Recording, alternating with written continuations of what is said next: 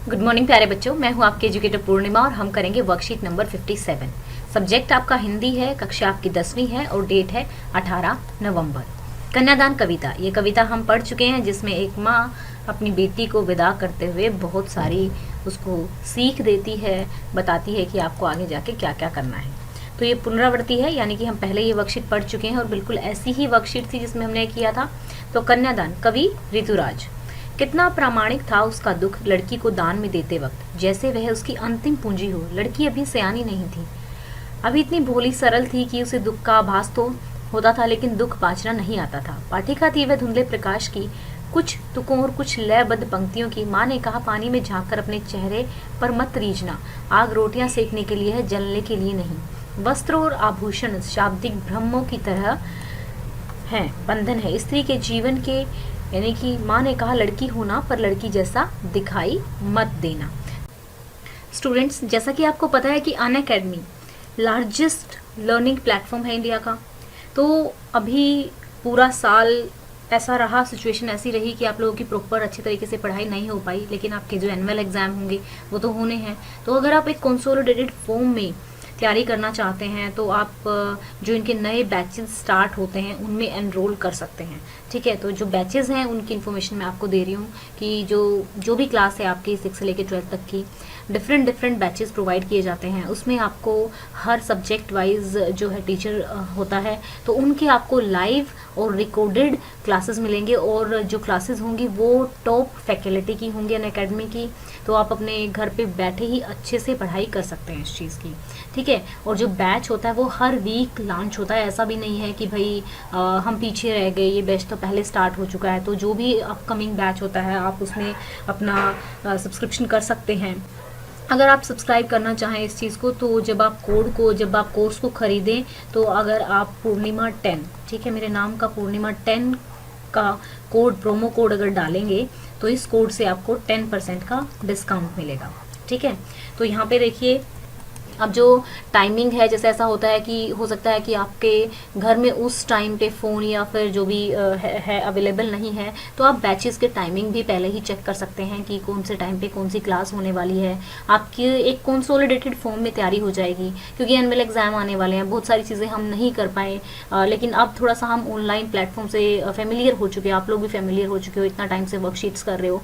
तो स्टूडेंट्स, यहाँ पे अगर आप एक बार वहाँ पे जाके रिव्यू करना चाहें तो देख सकते हैं। अगर आपको अच्छा लगे तो आप कोर्स को खरीद सकते हैं। जैसे यहाँ पे देखिए, क्लास 9th का इंग्लिश का पूरा जो SST का फुल रिवीजन बैच है। और रिवीजन में देखो पूरा क्या होगा कि एक तो बहुत जल्दी रिवाइज कराया जाएगा और जो इंपॉर्टेंट चीज़ें हैं वो कवर कराई जाएंगी। हर क्लास के बैच की इंडिविजुअल इन्फॉर्मेशन के लिए आप नीचे डिस्क्रिप्शन में दिए हुए लिंक को जाके एक बार क्लिक कर सकते हैं और आपको क्या क्या चीज़ें प्रोवाइड की जाएंगी फर्दर डिटेल में जान सकते हैं। तो चलिए अब इसके क्वेश्चन आंसर्स करेंगे। ठीक है, अब तो आप याद करना स्टार्ट कर दीजिए, क्योंकि 2 बार रिवीजन हो रहा है आप लोगों का। आपके विचार से माँ ने ऐसा क्यों कहा कि लड़की होना पर लड़की जैसा मत दिखना? देखिए, इस संसार में लड़की को कमज़ोर व नाजुक समझा जाता है और कमज़ोर लोगों पर ही सबसे ज़्यादा अत्याचार होते हैं। इसीलिए माँ ने कहा होगा कि लड़की वाले सभी गुण बनाए रखना, ठीक है, लेकिन कभी भी दूसरों के सामने खुद को कमज़ोर या असहाय मत दिखाना। ठीक है, नेक्स्ट क्वेश्चन है, आग रोटियां सेकने के लिए है, जलने के लिए नहीं। इन पंक्तियों में समाज में स्त्री की किस स्थिति की ओर संकेत किया गया है? प्रस्तुत देखो, क्या होता है कि मैंने अक्सर देखा है लड़कियां जो होती हैं काफ़ी शादी के टाइम पे मतलब दुखी तो होती हैं, लेकिन वो खुश भी होती हैं। खुश जो घर से जाने का शायद जो दुख होता होगा, वो जो नए नए कपड़े मिलते हैं, वो जो गहने मिलते हैं, शायद उसमें कहीं दब के रह जाता होगा। ठीक है, वो लड़की की जो सुंदरता होती है, वो खुद को आईने में देख के, सुंदरता को देख के ये भूल जाती है कि अभी आगे जीवन में जाके उसे वो कहाँ जा रही है। ठीक है, तो प्रस्तुत पंक्तियों में समाज में स्त्रियों की कमज़ोर स्थिति और ससुराल में परिजनों द्वारा किए जाने वाले अत्याचार और शोषण की ओर संकेत किया गया है। ठीक है, इन्हीं अत्याचार और शोषण की वजह से कभी कभी स्त्रियां स्वयं को आग के हवाले भी कर लेती हैं। तो यहाँ पे जो कवि कहते हैं कि कई बार ऐसा होता है ना कि अत्याचार भी वो सह लेती है, तो उन्हें नहीं सहना चाहिए। जो सहनशीलता होती है वो सिर्फ घर बसाने के लिए नहीं, ये नहीं कि भाई अत्याचार भी सहे जाए। माँ ने बेटी को सचेत करना क्यों ज़रूरी समझा? बेटी इतनी समझदार नहीं हुई थी और ना ही उसे दुनियादारी की समझ थी, इसलिए माँ ने बेटी को सचेत करना उचित समझा होगा ताकि वह जीवन में आने वाली कठिनाइयों का सामना कर सके और अच्छे से अपना जीवन जी सके। तो बच्चों आपको ये याद भी करना है, पहले जो था चलो रिवीजन हो रहा था, आपके विचार से लड़की को दुख बांचना क्यों नहीं आता था? क्योंकि लड़की घर से बाहर ही नहीं गई थी। उसके लिए जो उसके पेरेंट्स थे, क्योंकि हर लड़की को उसके पेरेंट्स बहुत प्यार से रखते हैं, तो उसको लगता है कि लाइफ शायद ऐसे ही चलने वाली है आगे। क्योंकि लड़की बड़ी तो हो गई थी लेकिन अभी वह उतनी समझदार नहीं हुई थी। शारीरिक रूप से तो सब बड़े हो जाते हैं, ठीक है, लेकिन जब लाइफ में प्रॉब्लम्स आती है तभी हम एक्चुअल में समझ पाते हैं कि लाइफ क्या है। समझदार नहीं हुई थी, ना ही उसे दुनियादारी की समझ थी तथा उसने अभी घर के बाहर की दुनिया भी नहीं देखी थी, इसलिए लड़की को दुख बांचना नहीं आता होगा। ठीक है, माँ ने बेटी को क्या सीख दी? माँ ने बेटी को सीख दी कि अपनी सुंदरता पर कभी मत इतराना। ये तो बहुत ही इम्पोर्टेंट सीख है, मैं भी सभी लड़कियों को कहूँगी कभी भी लड़कियों को अपनी सुंदरता पे नहीं इतराना चाहिए।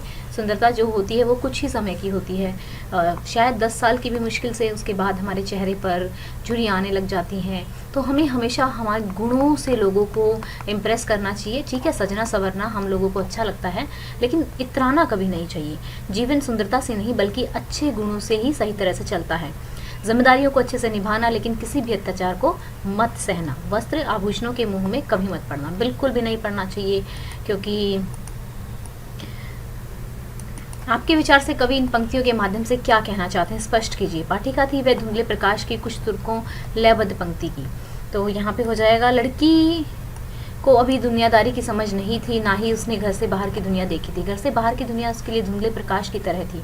उसे केवल सुखों का एहसास था, दुखों का नहीं। इसीलिए वह लड़की सुखों की कल्पना में जी रही थी। ऐसे ही तो जीती है ना कि जब लड़की की शादी नहीं होती है, आज का टाइम तो थोड़ा डिफरेंट है, बट पहले के टाइम में कहीं भी घूमने जाना होता था, लड़की से परमिशन लेनी है, अपने हस्बैंड के साथ जाना, ऐसा करना वैसा करना। और जब वो वहाँ पहुँचती थी तो वहाँ पे भी उसको नहीं जाने दिया जाता था। तो लड़की को लगता है कि हाँ, आगे आने वाला जीवन बहुत सुख में होने वाला है।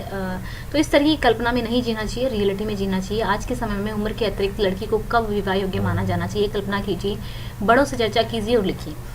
देखिए, आज के बदलते दौर में शादी की उम्र के अलावा लड़की का पढ़ा होना बहुत ज़रूरी है और अपने पैरों पर खड़ा होना बहुत ज़रूरी है। क्योंकि मान लो अगर आपकी कोई रिक्वायरमेंट है तो आप किसी और से पैसा नहीं मांगेंगे ना, और कोई अगर आपको पैसे देगा तो डेफिनेटली वो आपको कुछ कुछ सुनाएगा भी। तो ये होता ही है, ठीक है। बेशक आप उसके घर के काम करते हैं तो, लेकिन स्टिल मुझे ऐसा लगता है कि जो बदलता जा रहा है, जो जीवन बदलता जा रहा है, इतनी इनसिक्योरिटीज़ हैं, तो उन चीज़ों को लेके जो सोशल मीडिया वगैरह है, उन चीज़ों में बहुत सारी चीज़ें चेंजेस हो रही हैं। तो मुझे लगता है कि लड़की को अपने पैरों पर खड़ा होना बहुत ज़रूरी है। यानी कि उनकी जॉब लग जाए, जब वो कुछ कमाने लग जाए, ठीक है, चाहे थोड़ा सा ही सही, लेकिन तभी उनकी शादी होनी चाहिए। शादी से पहले उसे उसकी जिम्मेदारी के साथ साथ, ठीक है, उसके अधिकारों का भी पता होना चाहिए। क्या होता है कि पेरेंट्स हमेशा ये कहते रहते हैं कि तुम वहाँ जाओगे तो तुम्हारी ये जिम्मेदारी बनती है, ये जिम्मेदारी बनती है, बट वहाँ हमारे कुछ अधिकार भी होते हैं, उनको भी अवगत कराया जाना चाहिए कि आपके ये अधिकार हैं, अगर आपके साथ ऐसा होता है तो आपको ऐसे करना है।